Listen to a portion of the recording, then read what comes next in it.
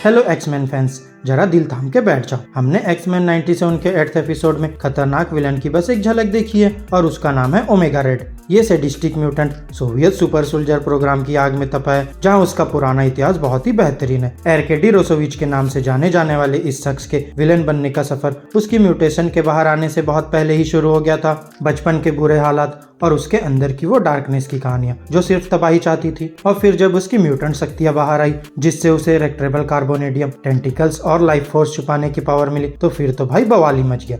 Soviet programme बिल्कुल captain America super soldier बनाने जैसा ही प्रोग्राम है, जिसमें अर्काडी को डाला गया, जिससे अर्काडी और भी ज्यादा बदल गया और आज हम जिसे देखते हैं वो साइबोर्ग मॉन्स्टर में बदल गया और अब उसका नाम ओमेगा रेड है। आज मैं इसी कैरेक्टर की बैक स्टोरी लेकर आया हूँ और साथ ही हम बात करेंगे कि ये कितना पावरफुल है और इसका मार्वल में फ्यूचर क्या होने वाला है। तो बिना देर किए चलिए शुरू करते हैं वीडियो। अर्काडी रसिया का एक म्यूटेंट उस वक्त दुनिया में आया जब हर तरफ सोवियत यूनियन का साया था। वो ऐसी जगह पैदा हुआ था जहां मुश्किलें ही मुश्किलें थी और उसकी म्यूटेशन सामने आने से पहले ही उसके माँ बाप और उसके भाई वैसिली उससे डरते थे। अर्काडी का खूनी होने का शौक, जानवरों को जख्मी करने और वहां से गरीब भिखारियों के गायब होने से पता चला और फिर आखिर में ये सब वैसिली ने सबके सामने बता दिया। इसके बाद उसने रशियन आर्मी ज्वाइन कर ली और यहाँ भी अपने क्राइम को कंटिन्यू किया। सुधरेगा नहीं ये साला। वहां जाकर वो बच्चों और खासकर यंग लड़कियों को किडनैप करता था। यहाँ उसका क्राइम बस कुछ टाइम के लिए ही छुपा रहता है, जब तक उसे एक सोवियत आउटपोस्ट में ट्रांसफर नहीं कर दिया गया जो अंटार्कटिक सर्कल के पास था। वहां कई बच्चों के खोने और मरने की वजह से दूसरे रशियन सोल्जर्स को शक हुआ और सच पता चलने के बाद रेड आर्मी ने उसे मार डाला, लेकिन उसकी छुपी हुई म्यूटेंट पावर्स ने उसे बचा लिया, जिससे उसे सुपर सोल्जर प्रोग्राम में इस्तेमाल करने का फैसला किया गया। उसे रशियन सुपर सोल्जर प्रोग्राम में यूज करने से पहले वो यूरोप भाग गया, जहाँ उसने अपनी नई पावर डेथ फैक्टर की मदद से बहुत सारे क्राइम किए।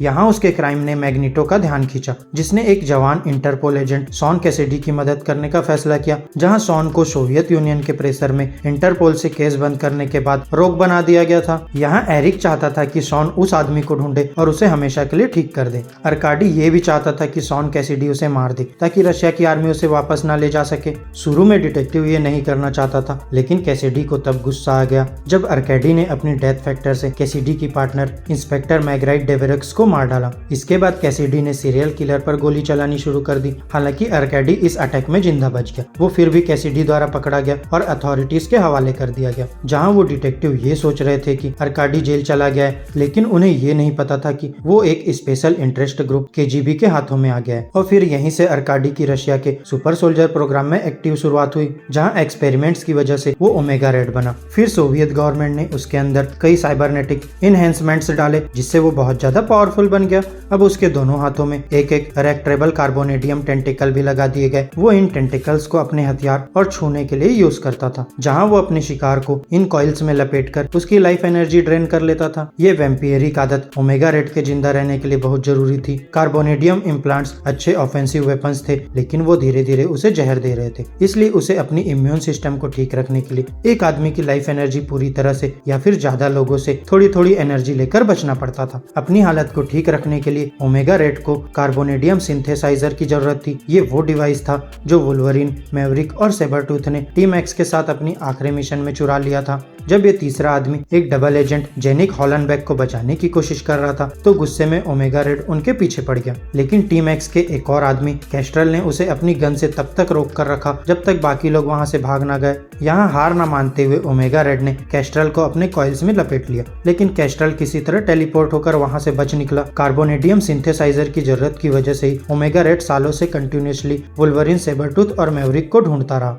ये यकीन करते हुए कि शायद उन्हें पता हो कि वो डिवाइस कहाँ है। तो क्या यही स्टोरी आगे बढ़कर हमें एक्समैन 97 में दिखाई जाएगी? पॉसिबल है बॉस, और अगर ऐसा हुआ तो बहुत ही बेहतरीन फाइट्स हमें देखने को मिलेगी, क्योंकि जब last time X Men the animated series में हमने ओमेगा रेड को देखा था तो पूरी एक्समैन टीम मिलकर भी ओमेगा रेड का सामना नहीं कर पा रही थी। ओमेगा रेड की डेथ फैक्टर एबिलिटी एक इंटरेस्टिंग पावर है, जिसमें ओमेगा रेड अपने बॉडी से लिथल फेरोमोनस डेथ स्पोर्स छोड़ सकता है। ये स्पोर्स उसके आसपास के लोगों को कमजोर कर सकती है या फिर मार भी सकती है, लेकिन इसका असर कितना ज्यादा होगा वो आदमी की सहन शक्ति, सेहत और उसके ओमेगा रेट से कितने करीब होने पर डिपेंड करता है। आम आदमी तो कुछ ही सेकंड्स में मर जाते हैं या कमजोर पड़ जाते हैं, जबकि ज्यादा तेज हीलिंग पावर्स और बहुत ज्यादा स्टेमिना रखने वाला आदमी इससे कुछ मिनट या घंटे तक बच सकता है। ओमेगा रेट को ये फेरोमोन्स बाहर निकालना चाहिए, नहीं तो ये स्पोर्स खुद उसकी बॉडी को नुकसान पहुंचाने लगते हैं। ओमेगा रेड में एक खासियत ये है कि वो दूसरे लोगों के लाइफ फोर्स एब्जॉर्ब कर अपनी लाइफ फोर्स को मेंटेन करता है। वो अपने शिकार को अपने टेंटिकल्स में लपेटकर उन्हें अपने डेथ फैक्टर के लिए